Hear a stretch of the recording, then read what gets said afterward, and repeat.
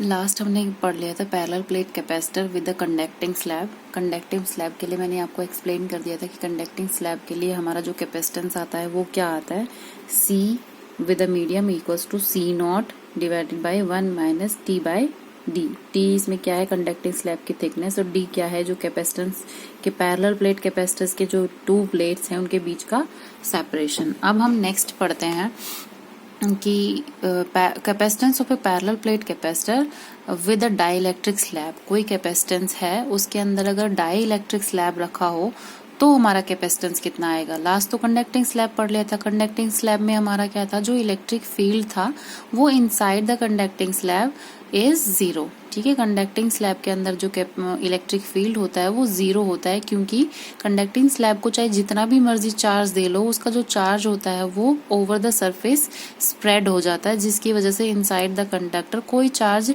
Resided ही नहीं करता। इसकी वजह से अगर चार्ज ही नहीं होगा तो कोई इलेक्ट्रिक फील्ड कैसे पॉसिबल हो सकता है वहां पर। ठीक है, तो वहां पर इनसाइड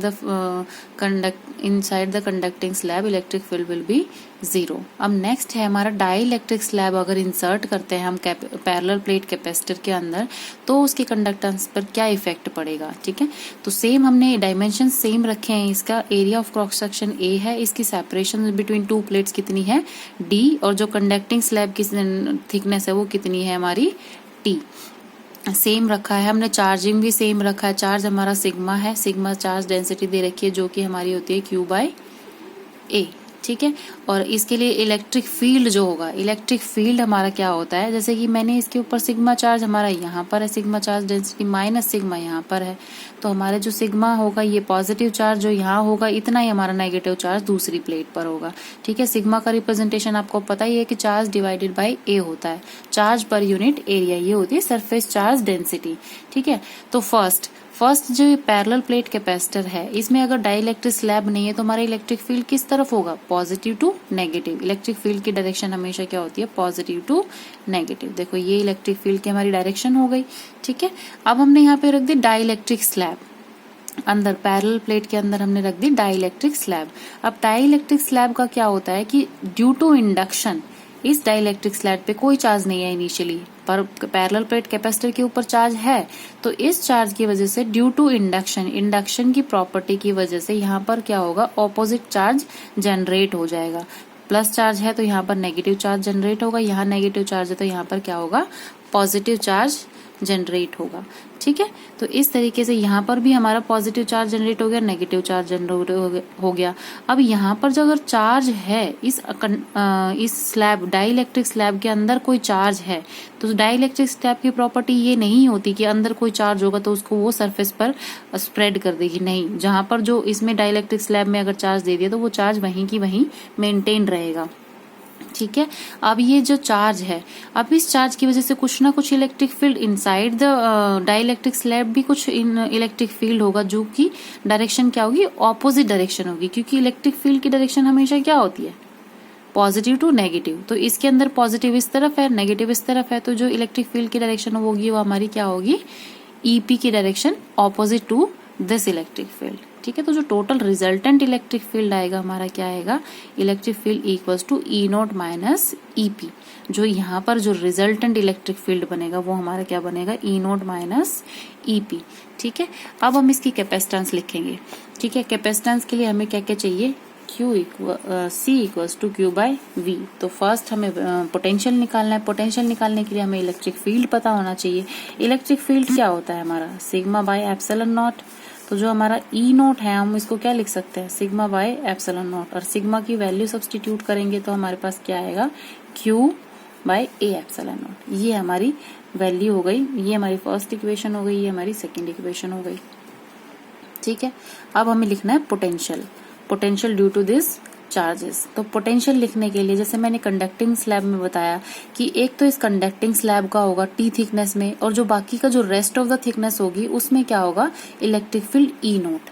तो E नॉट की वजह से कितनी थिकनेस में होगा हमारा, D माइनस T थिकनेस में। मतलब ये वाली जो डिस्टेंस है और ये वाली डिस्टेंस है, ये कितने किसके इक्वल होगी, D माइनस T।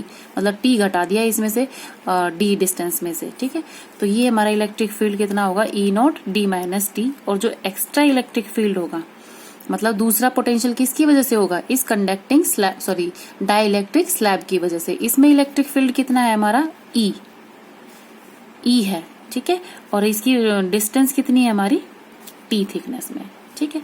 अब हमारे पास ये वैल्यू क्या आ जाएगी, ई नोट तो एज इट इज रखा गया है, D minus T plus E T. अब ये ई कैसे लिखा जा सकता है, हमने एक रिलेशन पढ़ा है कि ई नोट किसी मीडियम में होता है वो डाइलेक्ट्रिक कांस्टेंट के बराबर होता है, ठीक है। इसका जो डिफरेंस होता है, मतलब किसी मीडियम को जो इलेक्ट्रिक फील्ड होता है, जो एक्चुअल इलेक्ट्रिक फील्ड होता है, उसके रेशो डाइलेक्ट्रिक कांस्टेंट के बराबर होता है। ये वाला चीज मैंने आपको परमिटिविटी के केस में भी पढ़ाया था कि E naught divided by E M किसके बराबर होता है, के के बराबर, ठीक है। सेम हमारा इलेक्ट्रिक फील्ड का कॉन्सेप्ट है। तो E naught divided by E M हमारा यहाँ क्या है, electric field due to this medium, ये है हमारा ई एम, ठीक है। तो E naught divided by E M equals to क्या लिखा जाएगा हमारा, के, ठीक है। तो अब इसमें से हम वैल्यू निकालेंगे ई एम की, तो ई एम की वैल्यू हमारे पास क्या आएगी, ई नॉट डिवाइडेड बाय के, यही वैल्यू हमें सब्सटीट्यूट कर देनी है यहाँ पर, ई नॉट डिवाइडेड बाय के इंटू टी। अब इसमें पोटेंशियल के लिए हम ई नॉट इसमें कॉमन ले लेंगे, हमारे पास बचेगा क्या, D minus T as it is, और यहाँ से क्या बचेगा, प्लस टी, ठीक है। ये हमारी ई नोट की वैल्यू हो गई, ई नोट हो गया हमारा, निकल गया यहाँ से। तो अब ई नोट की वैल्यू इसमें सब्सटीट्यूट करेंगे तो हमारे पास क्या वैल्यू है, Q divided by A epsilon naught D minus T as it is plus T as it is, ठीक है। अब हमें कैपेसिटेंस निकालना है, तो कैपेसिटेंस का फॉर्मूला हमारे पास क्यू बाई ए है, तो इसी में वैल्यू सब्सटीट्यूट कर देंगे हम, क्यू बाई वी है हमारी कैपेसिटेंस की वैल्यू, क्या है, Q by V. Q as it is, V की वैल्यू सब्सटीट्यूट करेंगे तो वी की वैल्यू क्या है, Q divided by A epsilon naught D minus T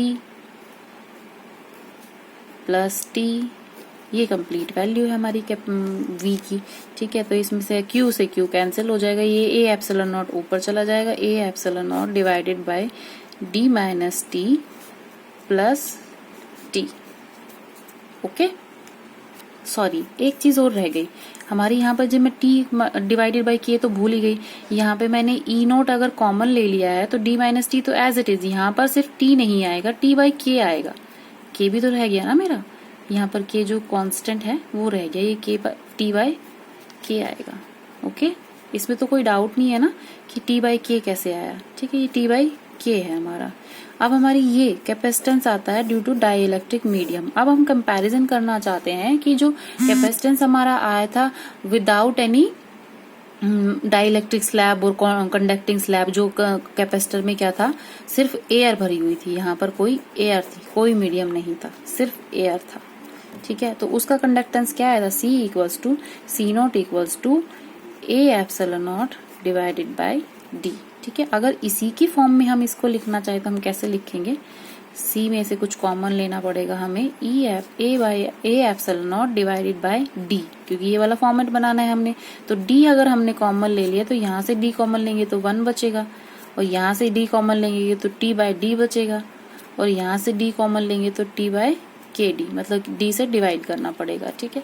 ये हमारे पास फॉर्मेट बनेगा। अब इस चीज को हम लिख सकते हैं सी नॉट के इक्वल, तो जो हमारा कैपेसिटेंस आएगा डाई इलेक्ट्रिक की वजह से वो क्या आएगा, C naught divided by 1 minus T by D plus T by K D, ठीक है। यही हमारा कैपेसिटेंस है डाई इलेक्ट्रिक का।